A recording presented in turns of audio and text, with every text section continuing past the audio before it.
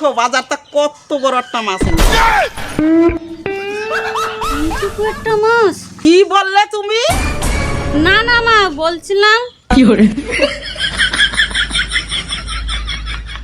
এই দেখো 6 ইঞ্চি বড় একটা মাছ। এই দেখো 6 ইঞ্চি কত বড় একটা মাছ।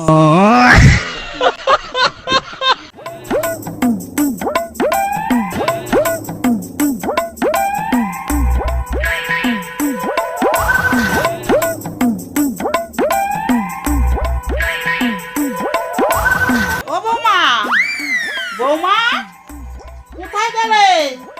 তাড়াতাড়ি এসো। কি হয়েছে মা, সকাল সকাল চিৎকার করছেন কেন? চিৎকার করেছি কি আর সাদে?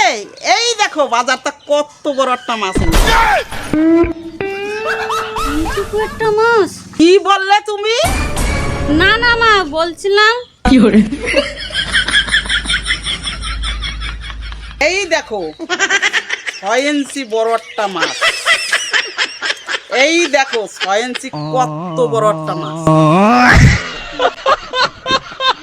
আমরা বাড়িতে 3 জন, 1.5 ইঞ্চি করে পিস করবা। শোনো, দুপুরে 1 ইঞ্চি আর রাত্রিরে 1/2 ইঞ্চি খালি হয়ে যাবে। মা বলছিলাম থাক বৌমা, আর 1 পিস থাকে তো কালকে জলের মধ্যে ভেঙে দেবা, মাছের গন্ধেই ভাত খাওয়াই যাবে। হিসাব করে চলতে হয় বৌমা, তবেই তো দুটো পয়সার মুখ দেখবা। বলছিলাম মা, বাজার তো 3 কিলোমিটার দূরে, গাড়ি ভাড়া না করে আপনার ছেলেকে বললেই তো হতো। ও হো হো বৌমা, শাশুড়িকে বুদ্ধি শিখাচ্ছ? আমি ওই স্কুলের হেডমাস্টার ছিলাম। আমার শরীর খারাপ হয়েছিল না, ডাক্তার কি বলেছিল? সকালে 3 কিলোমিটার হাঁটতে, বিকালে 3 কিলোমিটার হাঁটতে। তাই বাজারে গিয়ে 6 কিলোমিটার হেঁটে কমপ্লিট করে আসলাম। একেই বলে 1 ডিলে 2 পাখি মারা। ও আচ্ছা আচ্ছা। কি আচ্ছা? 6 কিলোমিটার হেঁটে আসলাম, তারপরে আধা ঘন্টা মাছ দরদম করলাম। বুঝতে পেরেছো? এইটুকু একটা মাছ ঝুলাতে ঝুলাতে পুরো গ্রাম ঘুরে নিয়ে এসেছেন।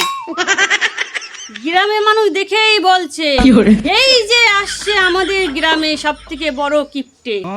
কি বললে বৌমা? না মা, কিছু না। নাও মাছটা কেটে রান্না বসাও। আর শোনো, মাছটা যেটুকু বাদ দাও সেটুকুই বাদ দিও, বেশি বাদ দেওয়ার দরকার নেই। মা, মাছটা কেটে লঙ্কা বেটে ঝাল করবো? থাক বৌমা, মশলা টানাটানির কোনো দরকার নেই।